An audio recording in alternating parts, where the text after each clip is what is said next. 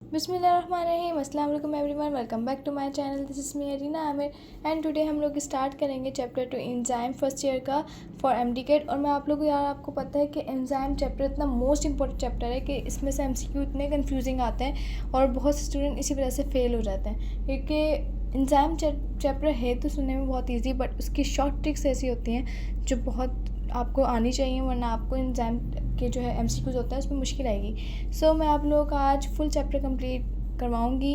And before going to the video please like share subscribe my channel. So start करते हैं chapter enzyme. First of all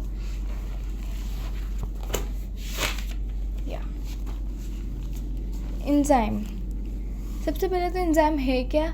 enzyme एक biocatalyst है। Biocatalyst because it associate with living organism. Biocatalyst हम normal catalyst भी कह सकते थे, but why हमने क्यों बायो कैटलिस्ट कहा? क्योंकि ये एसोसिएट कैसे लिविंग ऑर्गेनिज्म से एसोसिएट है। ये हमारी ह्यूमन बॉडी हो, हमारे ऑर्गेनिज्म होते हैं लिविंग ऑर्गेनिज्म जस्ट लाइक ये एनिमल्स, ह्यूमंस, उनमें एंजाइम्स होते हैं, तो ये बायो कैटलिस्ट है। अब इसके कुछ पॉइंट्स हैं वो याद रखना है आपने। Involved in reaction but not consumed. ये रिएक्शन में इन्वॉल्व होते हैं लेकिन कंज्यूम नहीं होते, मतलब खर्च नहीं होता है, यूज़ नहीं होता है, ठीक है। स्पीड ऑफ द रिएक्शन, और कितने टाइम्स स्पीड करते हैं रिएक्शन को? 1 lakh times speed of the reaction. Decrease activation energy, क्योंकि एक्टिवेशन एनर्जी जो है ना अगर ज़्यादा होगी तो आपका टाइम ज़्यादा लगेगा, आपका टाइम क्या लगेगा? ज़्यादा लगेगा। बट अगर एक्टिवेशन एनर्जी आपकी कम होगी, मतलब एक पाथ होता है, ये एक डायरेक्शन होती है, अगर ये आपका रूट कम होगा ना तो उसमें टाइम कम लगेगा, तो enzyme decrease activation energy. Enzyme can reused, enzyme जो है वो रीयूज्ड हो सकता है। अच्छा, एंजाइम के रिएक्शंस कितने होते हैं? 1 मिनट में वो जो है वो 4 ट्रिलियन रिएक्शन करता है, और 60 मिनट में 240 ट्रिलियन रिएक्शंस होता है। Require minimum activation energy to initiate a reaction, मतलब अगर आपके पास एमसीक्यूज़ है that require activation energy to initiate a reaction, so इसका आंसर होगा मिनिमम। मैक्सिमम नहीं होगा, इसको मिनिमम एक्टिवेशन एनर्जी चाहिए अपने रिएक्शन स्टार्ट करने के लिए। और आगे मैं बताऊंगी आप लोगों के इसके कैरेक्टर्स जो बहुत ज़्यादा इंपॉर्टेंट है, और ये पॉइंट्स अगर आपने यार याद रख लिए ना, सो टेंशन नहीं लेना, एमसीक्यूज़ आपके क्लियर हो जाएंगे, क्योंकि ये जो प्रॉपर्टीज़ के होता है ना बहुत टफ होता है। नाउ कैरेक्टर्स में जो है वो है प्रोटीनीशियस मोस्टली। अब मैंने यहाँ सिर्फ ओनली क्यों नहीं लिखा कि प्रोटीनीशियस ही होता है, क्योंकि हमारे जो एंजाइम्स होते हैं ना वो most of the time protein के ही होते हैं, बट कुछ होते हैं जो आरएनए के होते हैं, राइबोसोमल आरएनए से बने हुए होते हैं, कंपोस्ट होते हैं, तो उसको हम कहते हैं राइबोजाइम। क्या कहते हैं? Ribozyme. Ribosome form nucleus by ribozyme, मतलब राइबोसोम जो है ना न्यूक्लियस बनाता है, किसके तहत? With the help of ribozyme. So हमारे जो एंजाइम्स होते हैं वो मोस्टली प्रोटीनीशियस होते हैं, but few are made up of RNA, ribosomal RNA which is called ribozyme. Next part is that कि ग्लोबुलर प्रोटीन होता है। ग्लोबुलर प्रोटीन एंजाइम्स क्या है? Globular protein. High molecular weight होता है। अब यहाँ हाई मोलिकुलर वेट जो मेरे प्रीवियस जिन्होंने लेक्चर्स देखे हों, सो हमारा प्रोटीन जो है ना सबसे ज़्यादा मोलिकुलर वेट किसका होता है? प्रोटीन का। और एंजाइम्स है वो प्रोटीनीशियस है, सो इसका भी हाई मोलिकुलर वेट है। ये मैक्रोमोलिक्यूल्स होते हैं, लार्जर देन सबस्ट्रेट। सबस्ट्रेट से हमेशा ज़्यादा होते हैं, तो ये लार्जर देन सबस्ट्रेट है। टेम्परेचर स्पेसिफिक, अच्छा टेम्परेचर स्पेसिफिक को जो है वो थर्मोलिबाइल भी कहते हैं, और इसका जो मेन मतलब आपको अगर एमसीक्यू में आया ना थर्मोलिबाइल, तो आपको कंफ्यूज नहीं होना, ये बेसिकली टेम्परेचर स्पेसिफिक की बात कर रहा है। Now they are pH specific, substrate specific, water as absolute medium. अच्छा, ये जो temperature specific, pH specific, substrate specific and water as absolute medium बोला, ये कंडीशंस है इसकी वर्किंग की कंडीशंस है, क्योंकि इसको वर्क करना है तो इसको ये चीज़ें चाहिए। Required in small quantities to bring a large amount of change, मतलब अगर बहुत ज़्यादा चेंज ना आना है तो बहुत ज़्यादा एंजाइम नहीं चाहिए, बहुत ही स्मॉल क्वान्टिटी में चाहिए।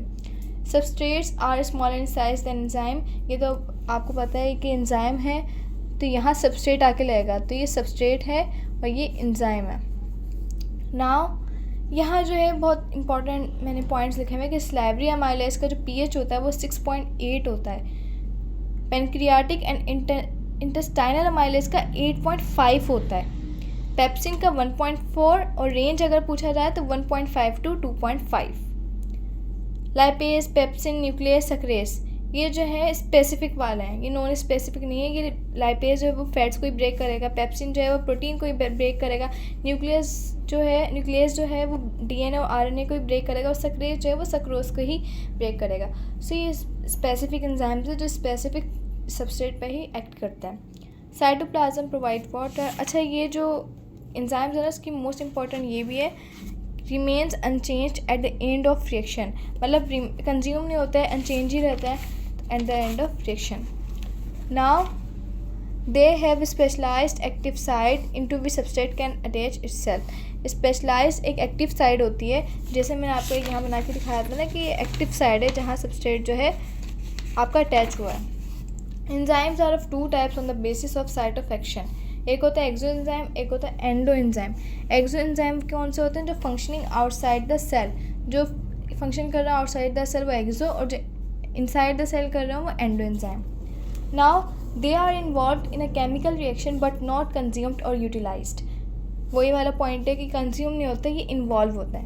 दे work under both acidic and alkaline medium, that's why they are called amphoteric. And why we are calling amphoteric, क्योंकि एंजाइम जो है वो प्रोटीन है, एंड प्रोटीन का अगर आपने स्ट्रक्चर देखा हो तो अमाइनो एसिड होता है, NH2 भी होता है और कार्बोक्सिल ग्रुप भी होता है।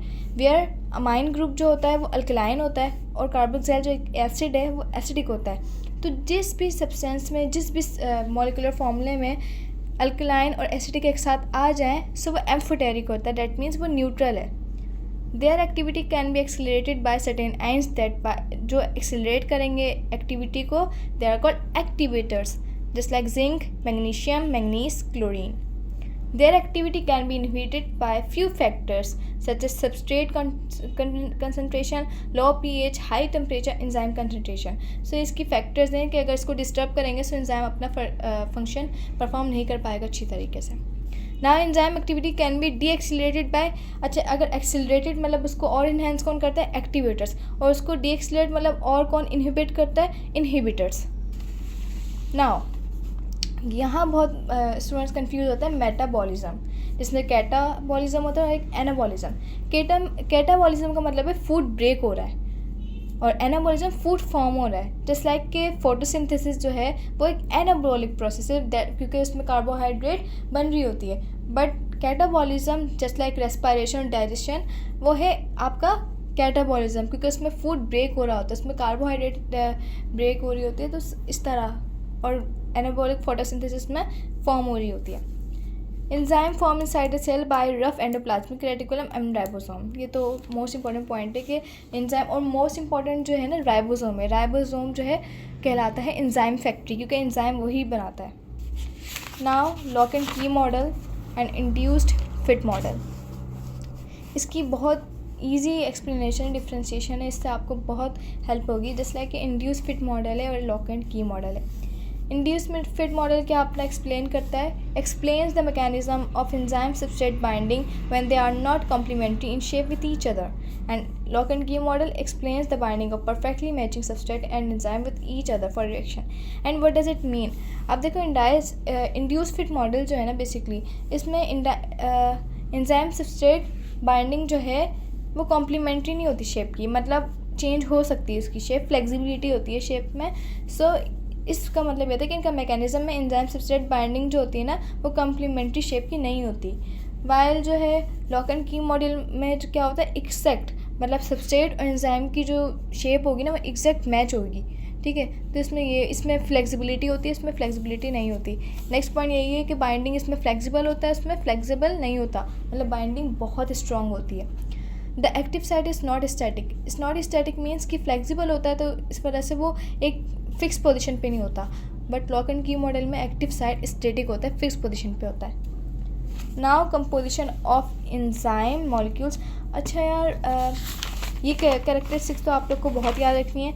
एंड ये जो टॉपिक स्टार्ट कर रही हूँ मैं, structure of enzyme, composition of enzyme, basically ये आप लोग को अगर मैं पढ़ा रही हूँ तो आप लोग को बहुत ज़्यादा अपने दिमाग में फिक्स करके रखना है, क्योंकि मोस्ट इंपॉर्टेंट टॉपिक है और इसमें इतने ज़बरदस्त MCQs आते हैं और इजी आते हैं। बट अगर ये कॉन्सेप्ट समझा हुआ हो ना तो वो आपको ईजी लगेगा, वरना नहीं लगेगा। एंजाइम में सिंपल एंजाइम आते हैं एंड कॉन्जुगेटेड एंजाइम आते हैं। First of all simple enzyme क्या है? Simple enzyme is proteo enzyme. अब नाम से ही पता चल रहा है कि प्रोटियो एंजाइम से mean simple enzymes are 100% proteins, मतलब 100% क्या है, made up of protein, just like amylase and pepsin. Now जो सेकंड टाइप है वो है कॉन्जुगेटेड एंजाइम। कॉन्जुगेटेड को जो है वो होलो भी कहते हैं। अब होलो का मतलब क्या है? कंप्लीट। सो होलो एंजाइम होता है। अब कंप्लीट में पता चल गया कि इसमें प्रोटीन पार्ट भी होगा, नॉन प्रोटीन पार्ट भी होगा। प्रोटीन पार्ट में जो है वो एपो एंजाइम है एंड नॉन प्रोटीन पार्ट में कोफैक्टर है। फर्स्ट ऑफ ऑल हम आते हैं प्रोटीन पार्ट। इसमें जो एपो एंजाइम जो है ना वो 90% से ज़्यादा कॉन्जुगेट होल एंजाइम में, कंप्लीट एंजाइम में जिसको हम कहते हैं होल एंजाइम में 90% से ज़्यादा एपो एंजाइम होता है एंड 10% से भी कम कोफैक्टर होता है, मतलब रेशियो इसका ज़्यादा होता है। अब यहाँ मोस्टली स्टूडेंट्स का ये क्वेश्चन आता है कि एपो एंजाइम ज़्यादा है तो मेरे ख्याल से 10% से भी कोफैक्टर का कम है, तो इसका तो कोई मायने नहीं रहा।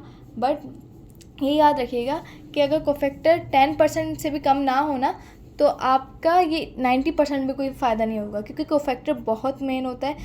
एपो एंजाइम अकेले, मतलब ये समझ लेना अगर एपो कोफैक्टर है तो पूरा होलो एंजाइम में, वरना नहीं। जबकि इसका रेशियो जो है वो 10% से भी कम है, बट इसका रेशियो पे नहीं जाए, इसके फैक्टर्स पे जाएँ। तो ये कोफैक्टर जो है वो नॉन प्रोटीन पार्ट होता है, एपो एंजाइम प्रोटीन पार्ट होता है जो 90% से ज़्यादा कॉन्स्टिट्यूट होता है। नाउ कोफैक्टर की भी दो टाइप्स होती हैं, एक होता है इनऑर्गेनिक और ऑर्गेनिक। इनऑर्गेनिक में जो है वो है एक्टिवेटर्स एंड ऑर्गेनिक में जो है वो prosthetic group and coenzyme.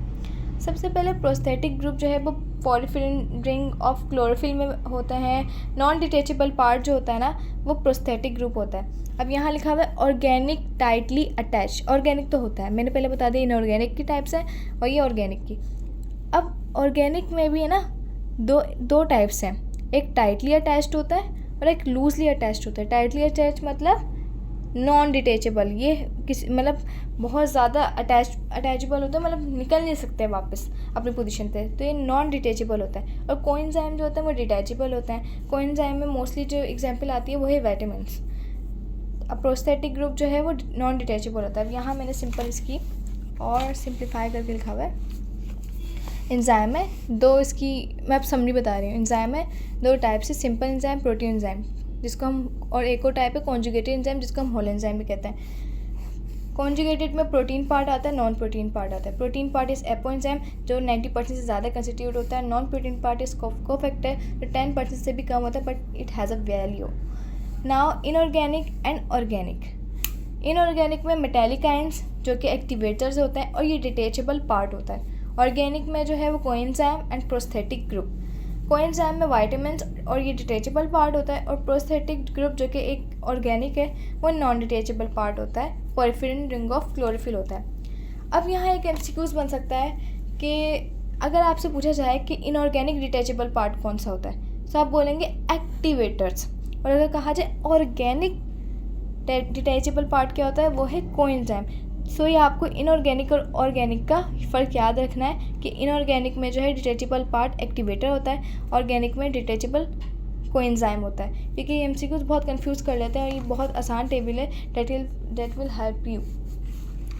Now मैं आपको बताऊँ, अच्छा यहाँ भी एक बहुत मेन पॉइंट है। लॉक एंड की मॉडल में ना नॉन रेगुलेटरी एंजाइम होता है, जैसे मैंने बताया कि उसमें बिल्कुल फिक्स पोजीशन पे होता है सब्स्टिट्यूट एंजाइम।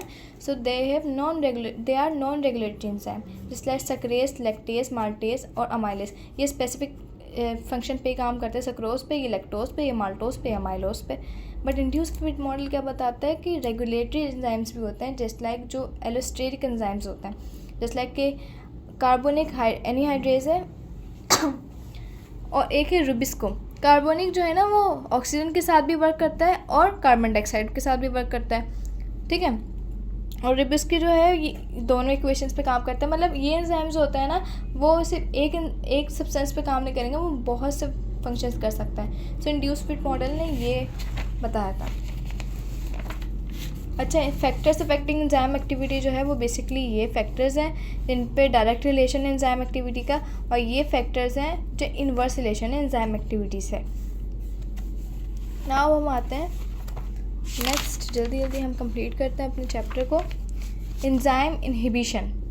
एंजाइम इनहिबिशन क्या होता है? The inhibitors are molecular agent. Inhibitor एक मॉलिक्यूलर एजेंट है जो इंटरफेयर करते हैं रिएक्शन को स्लो करने के लिए या उसको रोकने के लिए। हाल्ट का मतलब है रोकना।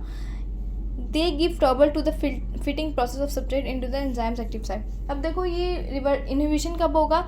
जब ये सब्सट्रेट को रोकेगा फिट होने से, ठीक है, फिटिंग में प्रॉब्लम करेगा, क्रिएट करेगा प्रॉब्लम। सो ये एंजाइम इनहिबिशन होता है। यहाँ दो टाइप्स के एंजाइम इनहिबिशन आता है। First of all reversible and the second is irreversible.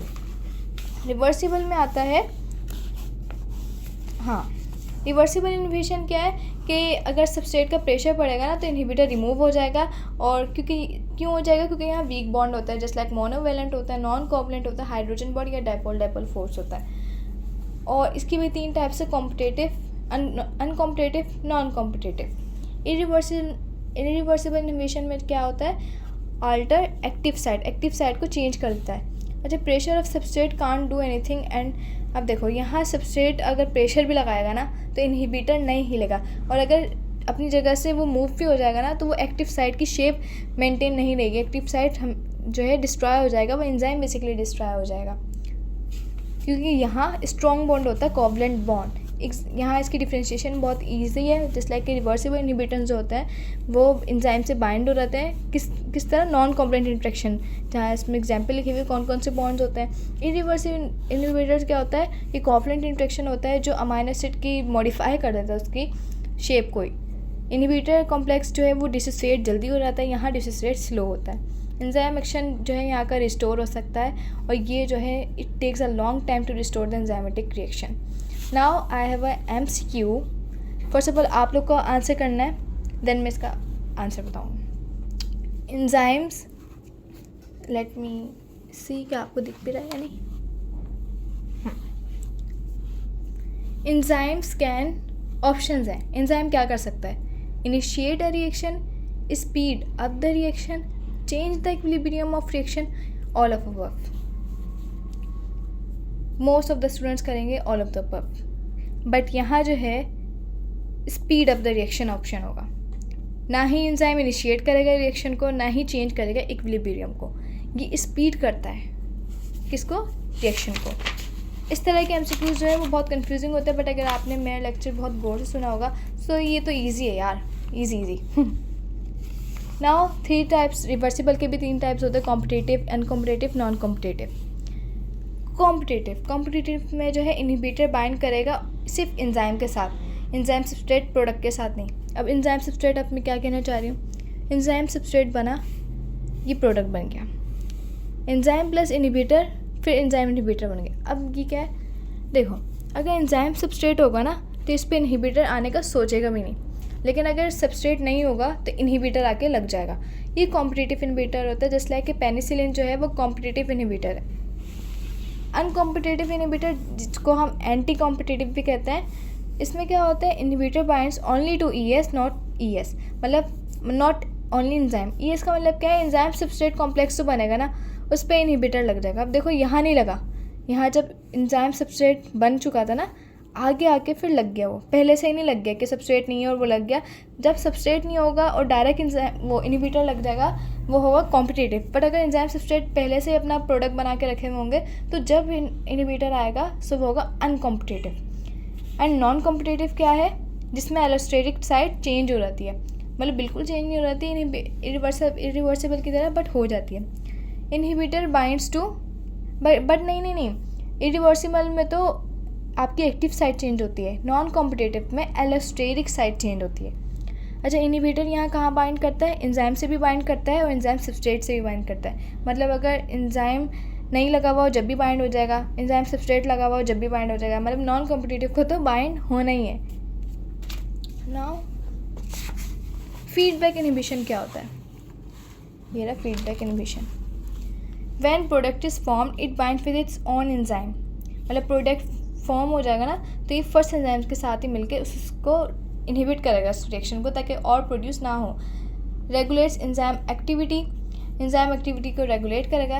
When more and more product it is formed it attach with the allosteric side of enzyme non competitively, rate of reaction decrease. मतलब देखो ना, अगर first enzyme के साथ ही लग जाएगा product को allosteric side of enzyme के साथ नॉन कॉम्पिटिटिवली, और नॉन कॉम्पिटिटिव में हमने बात किया था कि नॉन कॉम्पिटिटिव क्या होता है कि कहीं भी अटैच हो सकता है। तो नॉन कॉम्पिटिटिव में जो है वो रेट ऑफ रिएक्शन क्या हो जाएगा, डिक्रीज़ हो जाएगा। और जब प्रोडक्ट जो है यूज्ड होगा तो inhibition is reduced as a result of which more product is form. मतलब अगर इनहिबिशन, पहले तो इनहिबिशन हो गई, रेट ऑफ रिएक्शन डिक्रीज़ हुआ, लेकिन अब दोबारा ज़रूरत पड़ गई प्रोडक्ट की, तो प्रोडक्ट बनना स्टार्ट होगा और इनहिबिशन हमारी रिड्यूस्ड हो जाएगी ताकि हमारा प्रोडक्ट बन सके। तो फीडबैक इनहिबिशन इसको कहते हैं।